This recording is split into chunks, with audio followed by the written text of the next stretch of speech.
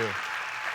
Hi, I'm Kris Vallotton. I'm author of the book School of the Prophets. Welcome to session number 5, like the fivefold ministry. And today we're going to talk about prophecy versus prophets. There's a lot of confusion over the gift of prophecy and the office of a prophet. And actually I've heard many people kind of like homogenate those two and basically teach them as if they're the same thing. And we know that some of the outcomes are the same, but I'd like to just share with you some of the differences and then also talk through over the next couple of sessions what is the role of the prophet. So that's kind of where we're going in the next session or two. First of all, 1 Corinthians chapter 12 and chapter 14 is really where we get most of our information about the gift of prophecy. And the gift of prophecy is probably pretty obvious, but it's a gift. That's why it's called the gift of prophecy, which means it's nothing that you don't do anything to get it. Like you didn't earn it. You don't have great character. Doesn't mean you have great character. I mean, I'm not saying you don't have great character. I'm just saying that great character doesn't earn the gift of prophecy. It's actually something you get. It's an endowment from God in which you didn't earn, which is what the word gift means there, which means that it's not a sign that if you move in prophecy or healing or even miracles, that you actually are a mature believer or that you have an incredible relationship with God. It's just a sign that you received a gift from God and that you're utilizing God's gift to touch people. And so the gift of prophecy is a gift of the Holy Spirit. Now, why am I making that point? Because the office of a prophet is actually a gift of Christ. So let me just read a few of the scriptures. The gift of prophecy, 1 Corinthians chapter 14, we'll read just from there. Pursue love, yet earnestly desire spiritual gifts, but especially that you may prophesy. For the one who speaks in tongues does not speak to men but to God, for no one understands him, but in his spirit he speaks mysteries. But the one who prophesies speaks to men for edification, exhortation, and consolation. Edification, exhortation, and consolation. So we learn quite a few things from these verses.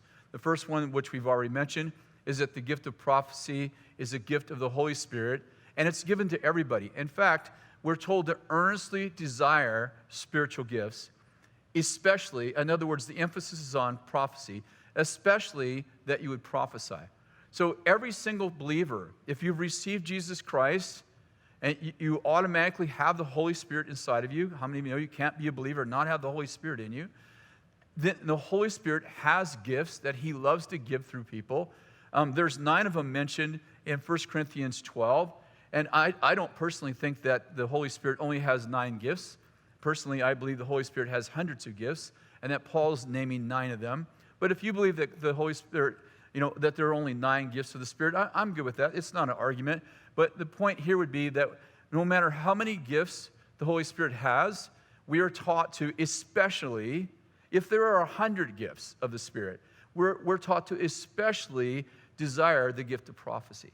And so it's something that as a believer, I'm not, it's like God doesn't say, if you'd like to, it's a suggestion. It's actually a command that I would actually move in the gift of prophecy is actually not a suggestion. It's actually a command from God. And so, prophecy is the gift of prophecy is specifically for edification, which means to build up, exhortation, which means to call somebody close or near, and consolation, which means to cheer up. So we're to build up, and we're to cheer up, and we're to call people near. That's the gift of prophecy. We've talked about in previous sessions that we're calling out gold in people. We're finding treasure in people, and we may see dirt in someone's life, but we're not looking for dirt. And when a gold miner goes into a gold mine, he doesn't just see gold. For those of you who've never been in a gold mine before, he doesn't walk into a gold mine and see golden walls. He sees dirt and he's looking for gold. And so that's what we're doing. We're looking for gold in people, and we're looking to build them up. We're looking to cheer them up. And we're looking for prophetic ministry to connect them in a better way to God. be more connected to God. If they have a one-lane highway, metaphorically speaking, we're looking to build a six-lane freeway in their relationship with God. So we're looking to help their relationship with God.